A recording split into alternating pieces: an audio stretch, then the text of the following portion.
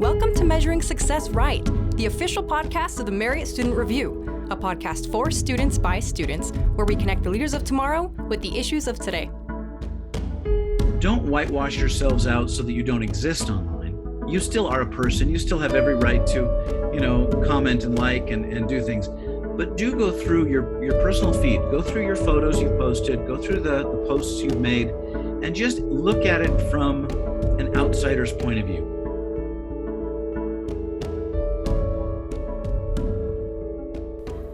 Hello everyone, this is Spencer McWilliams from Measuring Success Right.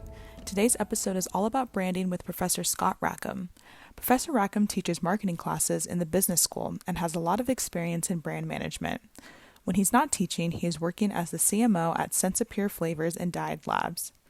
We talk a lot about the purpose behind branding, and Professor Rackham gives some really good advice on what it takes to create a powerful brand for a company, but also for your personal image. We hope you learned something new about branding and enjoy this episode. Hi everyone, welcome to another episode of Measuring Success Right. My name is Spencer McWilliams, and today I'm here with Professor Scott Rackham from the Marriott Business School. Professor Rackham, thank you so much for being here with us today. My pleasure. So I'm just finishing up taking Marketing 201 with Professor Rackham, and it's been great. It's probably the most enjoyable business class I've taken so far, just because I'm not really good at math. So there's not a whole ton of math involved, but I've also really loved the content, and I've really enjoyed being able to see the world through a marketer's eyes. But what I thought was interesting, at the beginning of the semester, you were telling us about your journey into the business world and how it was a little unique because you graduated with a degree in public relations. So can you tell us about how you got into the marketing and advertising field and your experiences within it? You bet.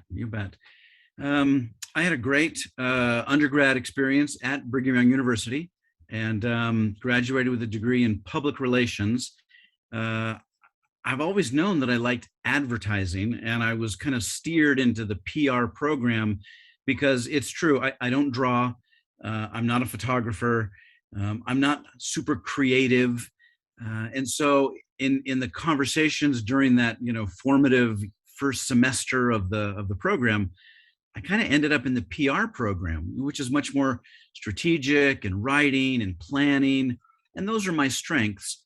But because of the way that universities operate and because of the way you kind of have to divide up the field in terms of academics, I really ended up getting away from my core interest of advertising, and I got deeper and deeper into public relations or planning, strategic communications, writing, persuasion.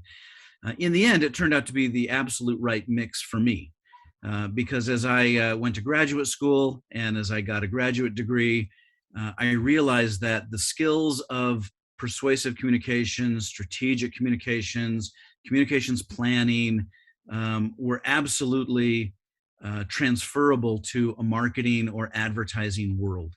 So after grad school, my first real job was with a brand consultancy group out of Colorado called Monagle Associates. And Glenn Monagle started that firm 50 years ago, and he's an icon in the brand management, corporate identity, names, logos world. And I was privileged to learn from Glenn and his team. And I was a brand consultant there for several years, working on mergers and acquisitions, working on new product development, working on brand hierarchy, name development, logo development for Fortune 500, very large companies. Wow. I had a great experience with that firm doing work in healthcare, energy, finance. Those are kind of the big sectors, but some other some other kind of consumer brands as well, but mostly in the service sector. And we'd go in and we would do a full brand audit. We would do a full communications audit, and then we would present recommendations on, new names, brand consistency, new logos. How do you take a merger candidate and pull it into the brand hole that, the larger company wants to maintain brand, but you don't want to dilute and lose the brand equity from the company that you bought. Yeah. And so just a great experience there right out of grad school in the branding world. Yeah, that's like a good transition? Because like, as you said, you've been able to apply what you did learn as like a public relations student, those communication skills, and still be able to apply it to working within brand management. So focusing on branding, I think it's so interesting. I think it's because I'm someone that really pays attention to brands as a consumer. I love buying branded products, and my husband's totally different. He doesn't care about them at all. Whereas I would call myself a brand champion for like many different types of products. So, do you have a favorite story or an experience from helping companies in managing their brands? Oh, I've got lots of favorite stories. Can I tell you what my favorite fail? I'll tell you my favorite fail. Yeah, let's go with that. So, long time ago, and this is probably before any of your listeners were alive, there was this thing called long distance telephone service. And you're like, what? Long distance? So back in the day, when telephone companies were local and they essentially had a network of, their city or their region or their county, you had free telephone service if you called locally. But anytime you dialed long distance across a state line, across a county line, you had to pay this long distance fee. Mm-hmm. So there were these companies that had started to do long distance calling plans, long distance calling contracts. Sprint was actually, before they were a cell carrier, they were a long distance telephone company. So there's this little company out of Louisiana called LDDS, acronym, bad name, no emotional connection, yeah. LDDS. And they were successful, and they kept buying up the next level up and the next level up and the next level up. And they were buying and buying and buying and buying. And they kept calling themselves LDDS Communications, which is a ridiculous name. They hired our branding firm to do a brand audit and to make recommendations. Mm-hmm. And I got the project. I started digging into all of the assets that they'd been purchasing over the last 5 years. What are the other companies they've bought? Because if they bought the company, they also bought the trademarks and they bought the brand names and they bought the rights to those assets. And my research found that LDDS had purchased a company that had a calling card that was copyrighted, trademarked, and owned called WorldCom. WorldCom. And I looked at that name and I double checked the research, and yep, LDDS owns this brand now. And after, a good number of presentations and meetings, I convinced the owner of LDDS Communications to change that company name to WorldCom. So WorldCom was born. Okay. And we started doing the logo and the branding and the brand promise and the messaging and the launch campaign, and we did all this wonderful stuff. Meanwhile, they're still growing like crazy, and I'm really excited. I've just named a multi-billion-dollar phone company, the largest phone company outside of AT&T in the United States. I named it, and I am thrilled that I'm part of this team. So what do? I get my Christmas bonus at the end of that year. And I tell my wife, I am so smart. I've just named this company and they're going places. We invested every dime of that Christmas bonus in the stock for the newly named WorldCom phone company. I don't know if you've Googled WorldCom recently, but when you do, you'll find that the CEO and president of WorldCom is still in jail. The company is bankrupt, and the company was disbanded for fraudulent books, and I lost every dime I invested in that company because it was delisted off the stock exchange 2 weeks after I bought my stock. So the answer is, I believe in the power of brands. I believe in the power of a great name. I believe in the power of brand promises that are kept. But I also believe that there are some really, really bad people out there who will lie and cheat and steal. And that this was a $1 billion company that fell apart and disintegrated into nothing because the owner and it was a publicly traded company, so he wasn't the owner, he was the chairman and the president, but he lied and he had falsified his books and falsified all the numbers, and millions of people lost money, millions. So brands have consequences. Brand equity, brand trust comes with an inherent responsibility.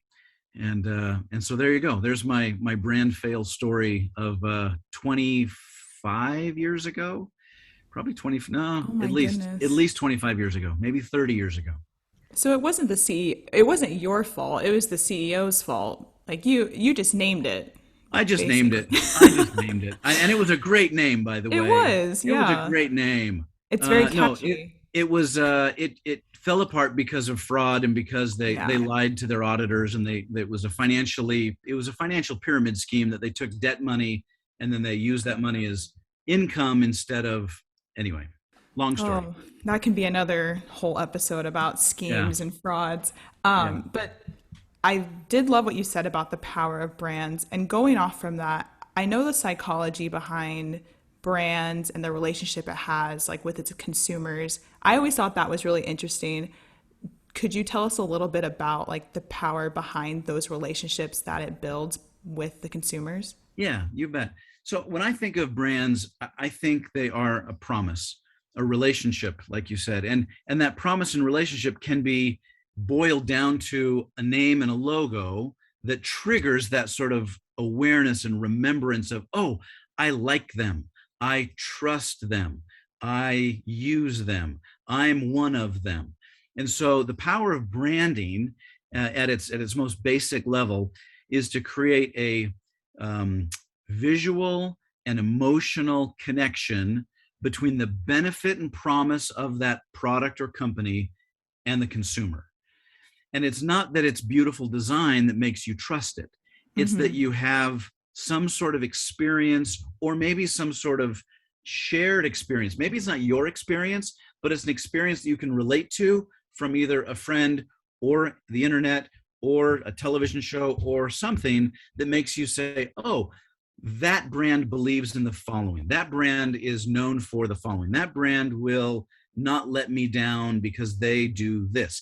And you may not have personal experience. That's the power of branding, but it's become common knowledge. It's become accepted that Apple stands for a certain product quality, customer experience, product longevity, user interface, and you could go on and on and on. And the same is true for Nike, and the same is true for Heinz ketchup, and the same is true for Louis Vuitton handbags. And I mean, you pick it, and they've created meaning and relationship and trust around those key elements that the brand stands for.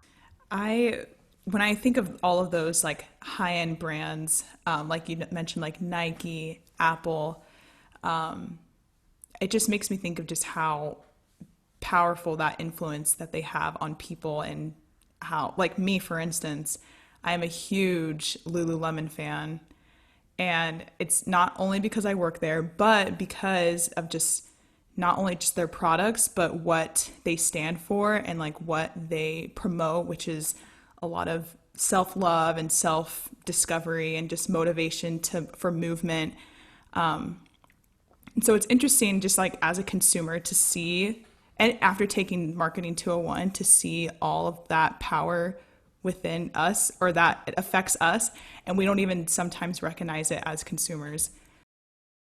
Well, and it's important to remember that high-end brands are easy to use as an example. We point to them all the time. Yeah. But very pedestrian brands, or very commonplace brands, they're just as powerful. They're just not high-end.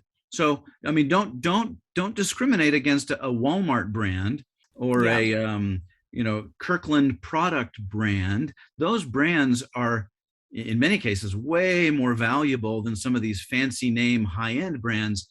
And why is it? It's not because the products they sell or the stores they represent are inherently more luxurious or more fancy. It's that they are true to their promise. They're true to what the brand stands for. And brand doesn't mean high-end. Brand means, what do you promise me? And so Walmart delivers on its promise wonderfully, even though, you may not always say, oh yeah, I shop at Walmart, and maybe you don't. That's not the point. The point is Walmart is a brand that stands for everyday low prices and live better, and you can get it in one stop, and don't go to 3 stores, and you're not going to overpay. Yeah. And they deliver on that. And it's something that you can count on. So it's not just about high-end brands that deliver on promise. Really, brands that are well managed can be at any level of the consumer, disposable income level, and still be a powerful, valuable brand. So when it comes to trying to accomplish that brand promise, like the name, for instance, or the logo type, I know that takes a lot of creativity. So what sparks your creativity whenever you have felt stuck, or what has helped you in like creating that image for the brand? Yeah, I've done a lot of logo development projects, name development projects. I'm not an artist. I've never physically designed a logo. Yeah. I've worked with designers and design teams and freelancers and my colleagues at Monogle and other places to do that. And so I won't speak to the artistry of it. That's not my thing. I'll speak to the creativity and the direction that we come up with to come up with the right idea, the right symbolism, the right meaning that we're trying to infuse through design or nomenclature, name development, root words, and there's a lot of different ways to go about that. And brands, there's a lot of examples that I can throw out. In the naming world, we talk about attribute brands, we talk about category brands, and we talk about empty vessel brands. Attribute brands are when you pick an attribute of the company, not what they do, but how they do it. And then we talk about the roots and the symbols and the ideas behind the attribute. That's an attribute naming convention. Category naming convention is, what are the services they're providing? So if they're a telecom, and if they're a telephone company, if they're a cell company, you're going to have the word cell, tel, com somewhere in the name. That's a functional brand or a category brand. And then empty vessel brand. Empty vessel is where you pick a name that has no inherent connection or meaning, and you own it, and it's unique, and it's interesting, and it's memorable. Apple is that brand, right? Yeah, Apple. Now, that's true. Apple iPhone, that's interesting. What do? They took an empty vessel name, and then they added iPhone as a product name. And what is iPhone? iPhone is absolutely a category name. It says phone right in it. And so it essentially is saying, oh, that's Apple's phone. And so the Apple iPhone is a double brand. So you've got the empty vessel, which they own, nobody else can touch it. And then iPhone is the category brand, right? Yeah, that's really interesting. But, companies like Hertz, Apple, product brands, Kleenex, Xerox, these are not normal words. These are not English language words that mean, phones or computers or facial tissue or copy machines. Those are all empty vessel names. Down in the category names, you've got iPhone, and you've got Cellucor, and you've got names that when you say them, your brain says, oh, wait, that's this type of a product. That's that type of a product. And then you've got the attribute names, which are, Primus, Primera, Prenova. What is all that? Well, pre, those are prefixes that mean first, right? So first in a category, first in quality, first in whatever. And then you can take the next prefix, and then the next prefix, and the next prefix, and it can be best, highest, most, strongest, whatever. And these are things like, ALT, Altera, Alta Vista, Altamira, all of that just means high, highest, best, top. And so your brain may not know that, but your brain knows that. And so when you hear these brand names, you're like, oh, that makes sense. That's like a high end, and you're the one that invented high end, but you invented high end because your brain says Alta whatever. Alta, isn't that a high end? And you just do it. It's like it's like a reflex, right? That's crazy, because now I'm thinking of all of these like brands that I know, and I'm trying to figure out where it fits in each of those categories. So let's look at Lululemon. It's a great place to start. Yeah. Lululemon is what I'll call an empty vessel Mm-hmm. name. Okay. Lulu, it's fun and playful and hip. Lemon, okay, don't know where that comes from. Lululemon together, okay, now I'm confused. The only reason Lululemon means activewear, women's, yoga, love yourself, take care of yourself because of your active lifestyle, is because Lululemon has spent money telling the world Lululemon means women's active lifestyle. There was no hint in the name that would lead you to believe that was true. Yeah.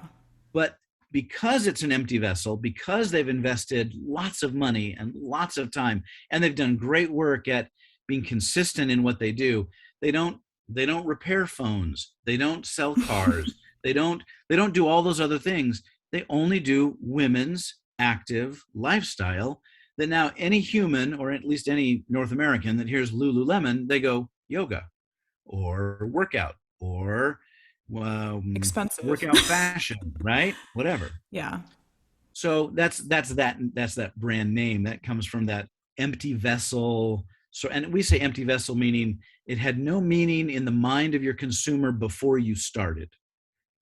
So would you say for like names that come from empty vessels, a lot more money is put into those brands rather than like an attribute or a category? Yes, name? they're more expensive. It's more of an investment. Expensive to infuse meaning into an empty vessel name than it is to direct people to learn that iPhone is this type of phone, because you already know it's a phone. Yeah. Right. But Lululemon, what the heck is a Lululemon? So it costs more money, right? There's a higher investment load, but then what's the return? What's the payoff? The payoff is anything Lululemon does is women's fitness, goodness, Yeah. anything they do. And so they can start selling water, and people are going to go, oh, that must be for women who are interested in fitness, because why else would Lululemon's brand be on water? Right. So it's much more flexible. They're not limited to clothing or stretch pants or yoga mats or whatever. They can sell anything credibly that has to do with women's fitness. That's really interesting. And I guess that would help because you're giving these different categories of what to name the brand that would help in creating like a name depending on what the company would want. Yep. And there's no one right answer. I mean, as we mentioned with Apple, they're using two separate brand strategies so that they can have this, very unique empty vessel name that today, when you say Apple, people are just as likely to think of a phone or a computer as they are of a fruit. And that's crazy. That's how popular and how well-known that brand is. But then there's secondary tier of brands, the iPhone, the iMac, the MacBook, right? Those are very much more descriptive names that tell you what the product is. They're not crazy made up names like cactus, right? Apple doesn't sell a cactus. Apple sells iPhone, MacBook, iMacs, MacBook Pros, whatever. Yeah. Wow. Now I'm going to start thinking of brand names and trying to figure out what was the intention behind it. Yeah. Okay. So shifting from company brands to personal brands, this is something that I was learned about for the first time in depth in the class. And we had that assignment where we were trying to create or improve our own personal brand. So for students who are entering the business world or just the adult world after graduation, creating a personal brand can be helpful for job recruiters. So what tips can you give to these students who want to create or improve their personal brand? Yeah. Let me just start by saying reality is more important than digital. Who you really are is more important than what you look like online.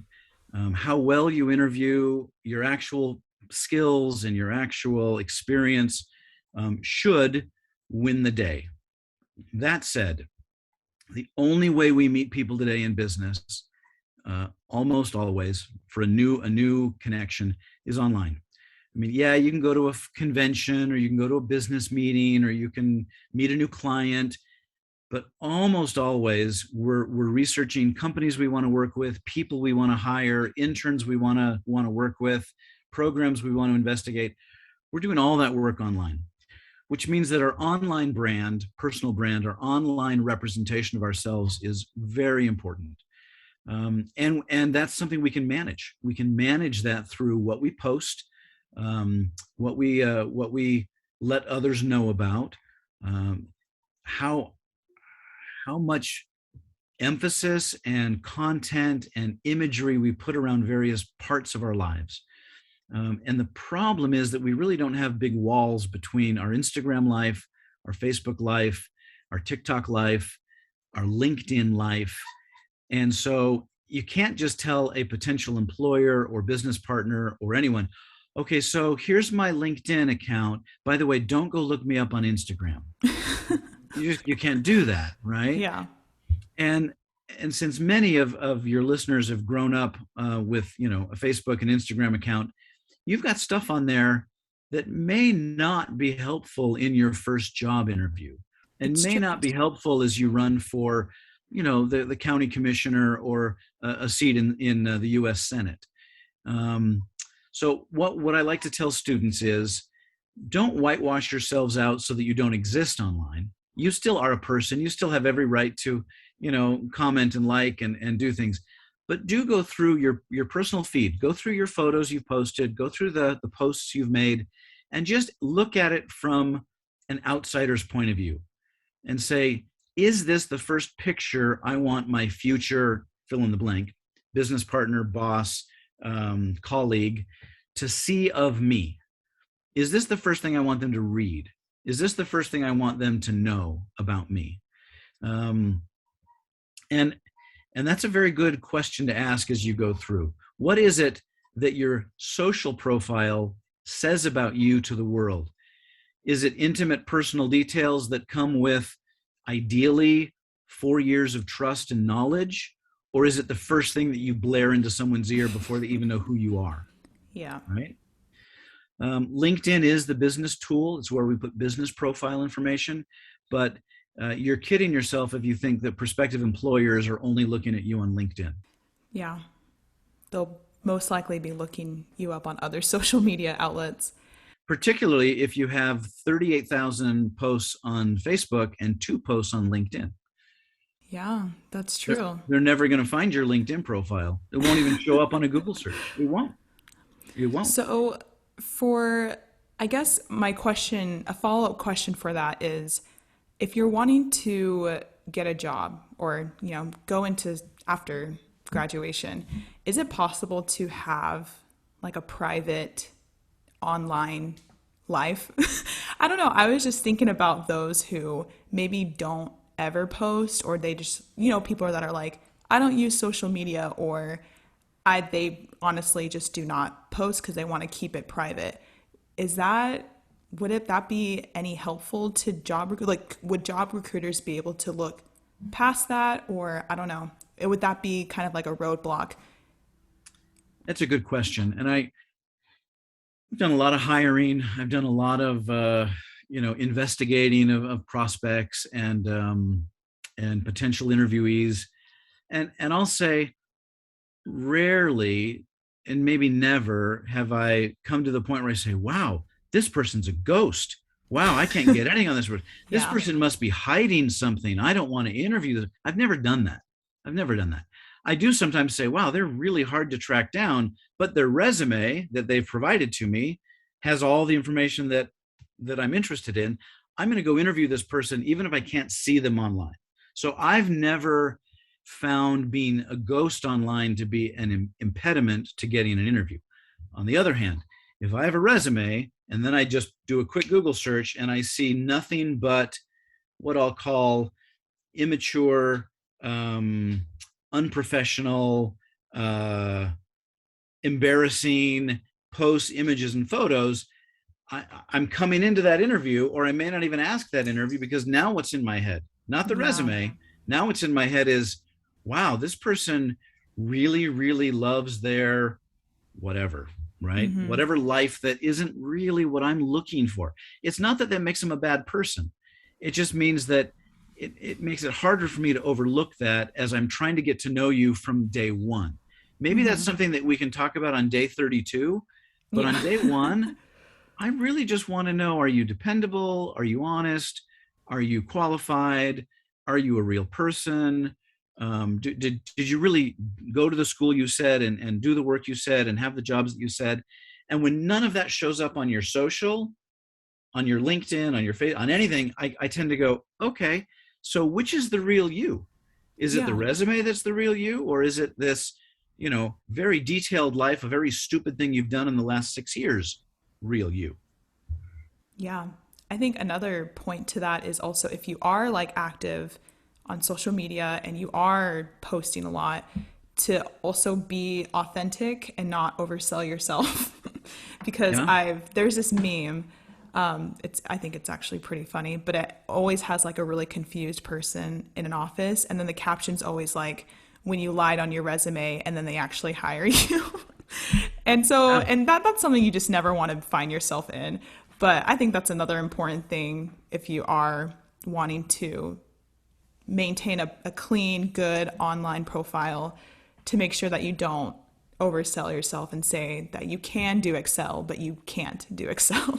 Yeah, for sure. And that's going to come out pretty quick, right? I mean, you may get a job, but you're not going to become, fast track for promotions and for responsibility if they get you in the door and they go, and what happened to this genius person that we saw in the resume, right? I'll say that this problem's existed long before social media. In my agency days, we were approached by a politician to run his political campaign. It was a congressman, a state congressman for the great state of Wisconsin. I lived in Milwaukee, Wisconsin for about 17 years. And he came to us, he said, hey, I've seen your work with other businesses. You come highly recommended. I want to hire you to run my election campaign. And we said, thank you. We're really glad that you like our work, and we're really glad that you would like to work with us. And we need to talk about it because it's kind of a polarizing thing, right? Democrats, Republicans, Republicans, Democrats. And so we had a partners meeting where all the partners in the agency got together, and we said, all right, let's just go down the list. What do we think would happen if we were suddenly written up in the Wall Street Journal, Washington Post, New York Times, that this ad agency was the agency that helped elect this congressman? And we went down the list of our current clients and we said, what do we know about them? Do they lean right? Do they lean left? Are they really far right? Are they really far left? And we kind of went down the list. And what we found was we had about half of our customers that were obviously conservative in their political views, and about half of our customers that were obviously more liberal in their political views. And this particular congressman was obviously conservative in his political views. And we made the decision not to work on that campaign, not because we didn't like the man and not because we didn't think we could get him elected. We made the decision because we didn't want to irritate our liberal leaning client base by throwing it in their face that their ad agency just elected this or just helped get elected a very conservative congressman. So this idea of being true to yourself and then having to deal with those consequences goes back way before Facebook, but it's something that you have to deal with. If your online presence screams, I am a right-wing nut job, that's fantastic if all you want to do is get hired by companies that love right-wing nut jobs. And by the way, I love right-wing nut jobs, just like I love crazy liberal bleeding hearts. I love them. Yeah. But you can't expect your persona on social media, that it means so much to you, to not have consequences in the real world. It will have consequences. Yeah, that's why it's important to be careful on what you post.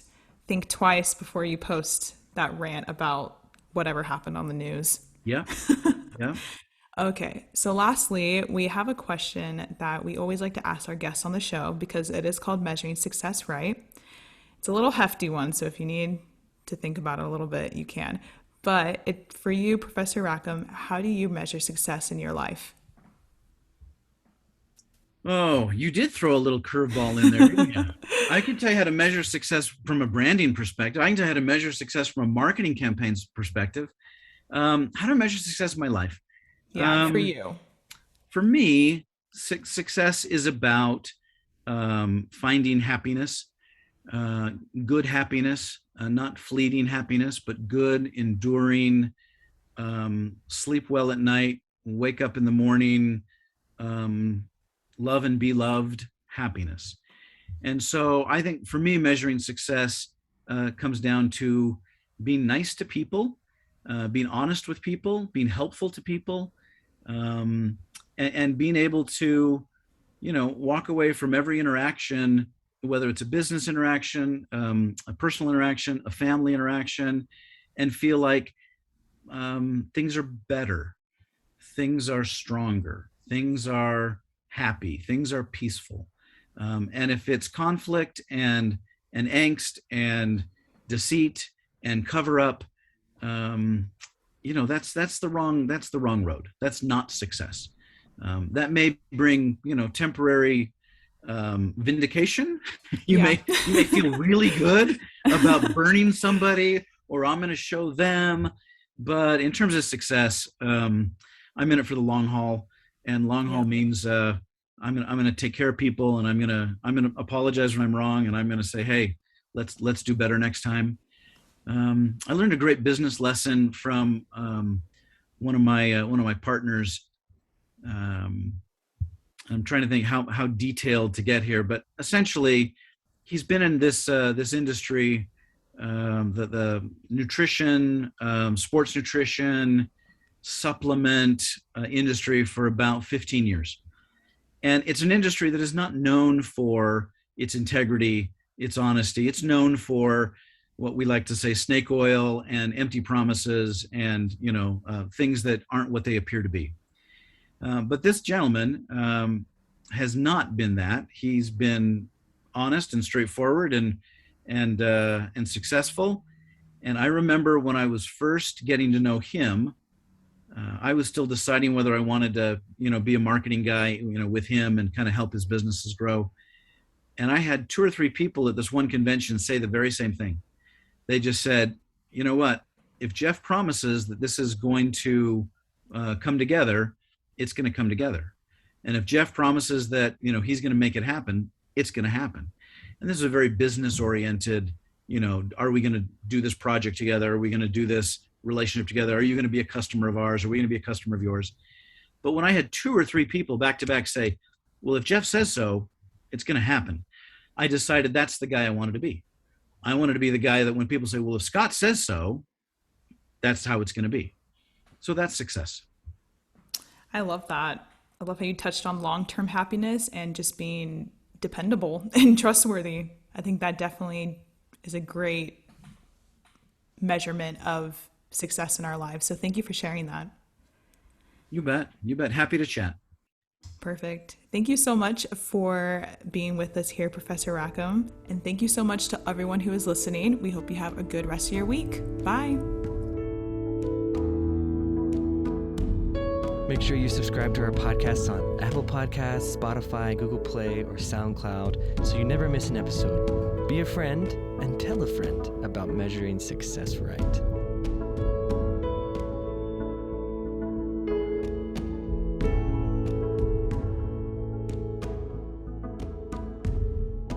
This podcast is a project of the Marriott Student Review at Brigham Young University. You can find us on Instagram, Twitter, and Facebook at Marriott Student Review or online at marriottstudentreview.org.